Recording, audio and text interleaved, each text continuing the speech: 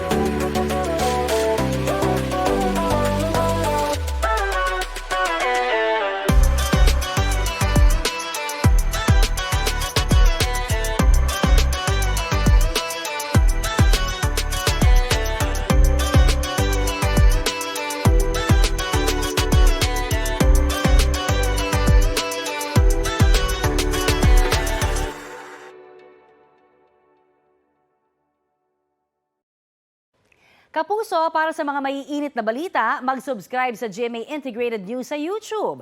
Sa mga kapuso naman abroad, subaybayan nyo kami sa GMA Pinoy TV at sa www.gmanews.tv.